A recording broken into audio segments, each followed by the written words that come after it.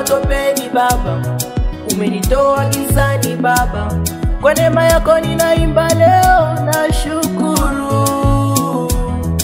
Nikisoma neno lako Bwana, kwangu ninapata uzima. Nizifuate njia zako Bwana, tena unipe neema yako Yesu, na upako wako. Udhaifu wako Bwana ni nguvu zangu, maishani mwangu Yesu ni kila kitu kwangu.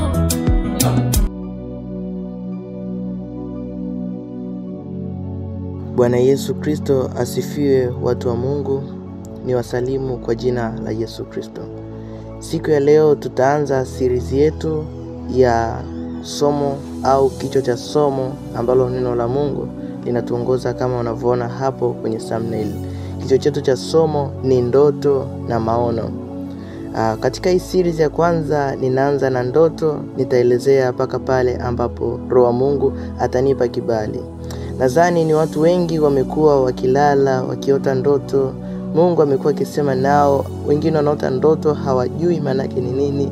Wengine ndoto zao zinawachanganya, hawajui namna ya kutafsiri ndoto. Sikiliza mpaka mwisho. Pia nikukumbushe, kama ni mara yako ya kwanza kusikiliza chaneli hii, bonyeza kitufe hapo chini kilichoandikwa subscribe, then ubonyeze alama ya kengele ili uweze kupata notification ya mwendelezo wa masomo haya.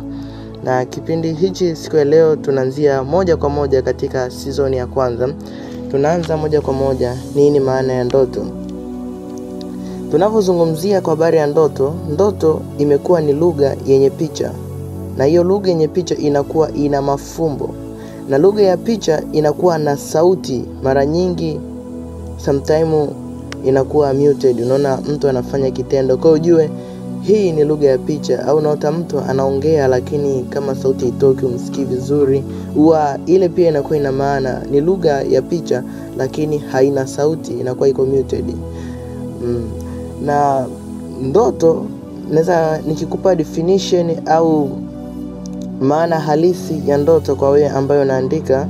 Ndoto ni picha au mawazo yanayokuja usingizini, au inaweza pia kumaanisha lengo au tumaini ulilonalo maishani. Kivipi? Tunavyosema ndoto, ninavyozungumzia katika mfumo wa picha au mawazo.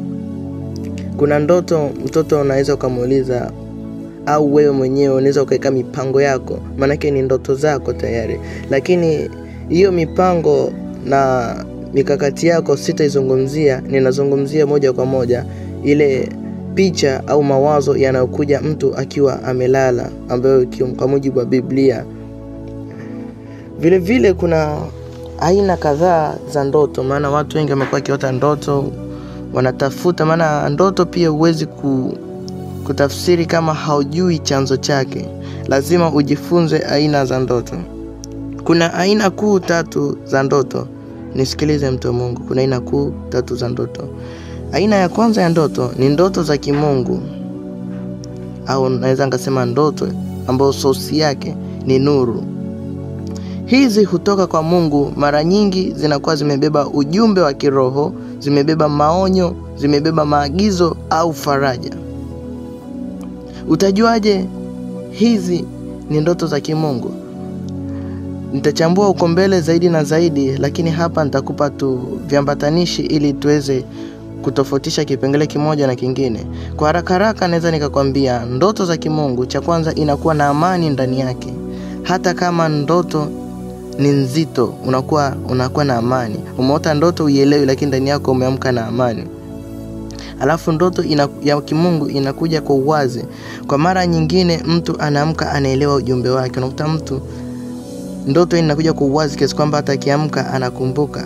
Kuna ambao anaweza kaniambia, mtumishi wa Mungu, mbona mimi nikiamka sikumbuki kwamba nilikuwa nimeota, au nakumbuka tu kama nimeota lakini sikumbuki ndoto yangu. Na hiyo pia kuna changamoto. Na pengine source inaweza kuwa ni ndoto ya kimungu ndio, lakini kuna namna katika nafsi yako au katika ufahamu wako. Kuna maombi ambayo utahitajika uombe. Naomba wewe ambaye unasahau ndoto kwa wakati wako, unaweza kuchukua namba yangu hapo ukanitafuta na katika WhatsApp, na nikakuelekeza namna ya kufanya na maombi gani ya kuomba hatua kwa hatua mpaka utakapofunguliwa.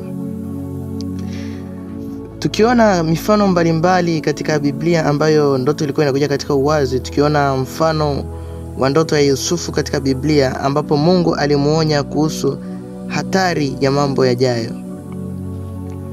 Tunaona Mungu anamuonya kwa kupitia ndoto Yusufu ambaye alikuwa ni babake na Yesu. Nikielezea kwa aina ya pili ni ndoto za kidimonia ambao naweza nikasema ndoto za giza za kishetani. Source yake huwa ni ya nguvu za giza. Hizi ndoto zinakuwa zinatoka kwa nguvu za giza, mapepo au roho chafu.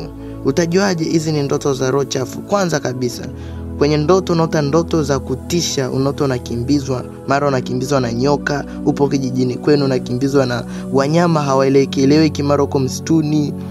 Na hizo ndoto huwa zimebeba huzuni ndani yake, unasikia una huzuni unavyoamka. Na pia saa nyingine ndoto hizi zinaweza zikawa zinakuchanganya akili yako, yaani uelewi, afu zinaleta hofu, unakuwa na wasiwasi. Unaota ndoto unaamka asubuhi na hofu, una wasiwasi, una hasira, unakuwa na hali ya kiroho ambayo imepunguka. Mfano, unaota unakimbizwa. Kuna mtu mmoja alikuwa anaota anakimbizwa na simba, lakini yule simba wakati anakaribia kumkamata anaota anapaa, anaruka anapaa, anatokea upande wa pili. Kuna mwingine anaota anakimbizwa na maadui wengi, anaruka anapaa. Hizi zote zinakuwa zina maana kubwa. Wengine wanaota wanaingiliwa kwa lazima, yani wanakuwa hamna ustaarabu.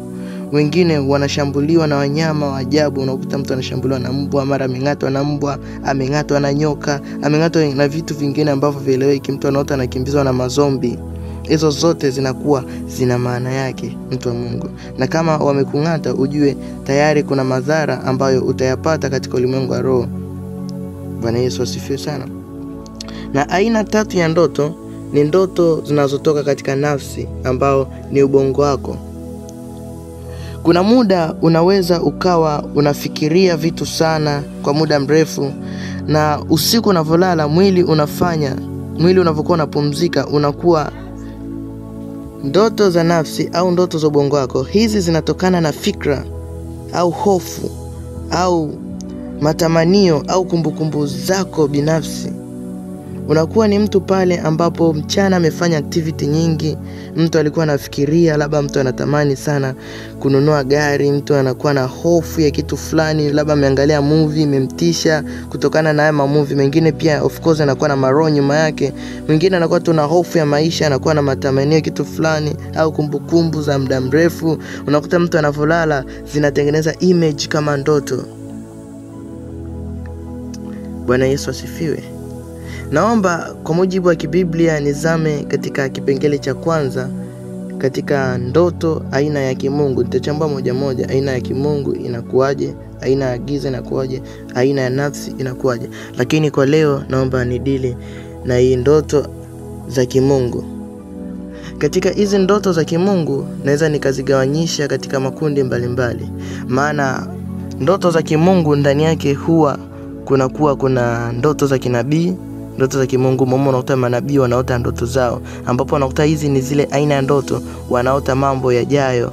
Wamepewa ujumbe wa mtu fulani, aidha kuonya, kufundisha, kufanya nini, ila unakuwa ni ujumbe wa kinabii, unaelezea future time.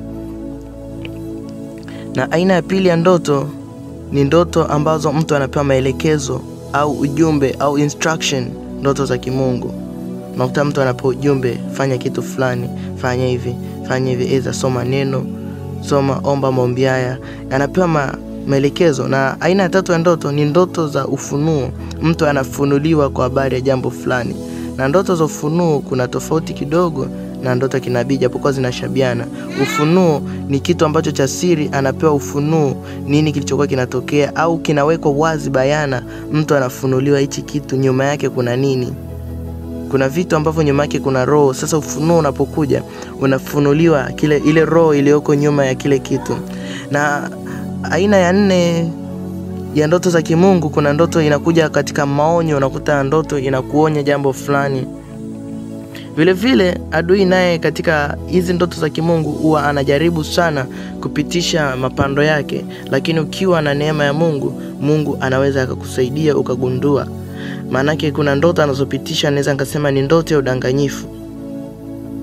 Unaweza kaniuliza, sasa mtumishi wa Mungu, mimi nimeota ndoto, nawezaje kupima hii ndoto chanzo chake ni ya Mungu au ni ya shetani? Hii ndoto inatoka kwa Mungu au kwa shetani? Nisikize kwa makini wewe ambaye unaandika. Cha kwanza kabisa jambo la kuzingatia, amani ndani yako. Ndoto za kimungu huwa inaambatana na amani ndani yako. Neno la Mungu linasema ya kwamba amani ya Kristo na iamue ndani yenu.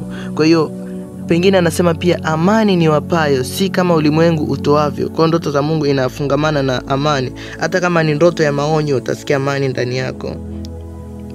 Ndoto yoyote ile ya kimungu lazima iwe na amani. Alafu namba 2, namna ya kupima. Ukiona amani haitoshi, namba 2, ndoto yako haitakiwi kupingana na neno la Mungu. Unakuta ndoto tunaimeasure, tunaipima kutokana na neno la Mungu. Na namba 3, ndoto yoyote ya kimungu inakuja na ujumbe ikiwa maana ya kujenga, sio kubomoa. Ndoto ya kimungu inakuja na maana ya kujenga. Ukiona ndoto aidha ni ya kugombanisha ndoa za watu, kugombanisha ndugu, hapana. Ukisoma Ayubu 33 kuanzia mstari wa 14 hadi wa 16, tunaona Mungu huwa anatoa ndoto kuonyesha njia watu wafanye nini, solution, kujengana, sio kuvuruga. Na namba 4, ndoto ya kimungu hutimia kwa wakati wake. Unaweza kaipima kwa wakati wake, utaona kabisa inatimia. Hii ndoto ndo utajua kama ni ya Mungu. Sana hapa manabii ndo wanafutaga subira, wakijua ndoto niliyoyota ilikuwa ni ya kimungu. Inapotimia ndio inaona kabisa ni ya kimungu. Na ndoto ya adui ikiwa imejipenyeza pale, utajua kabisa ndoto ya adui cha kwanza inaleta hofu. Alafu ndoto ya kimungu huwa inatafsirika kwa kupitia maombi. Bwana Yesu asifiwe. Naomba kwa leo niishie hapa. Ila session inayokuja tutajifunza kwa habari ya namna ya kutafsiri ndoto. Sehemu ya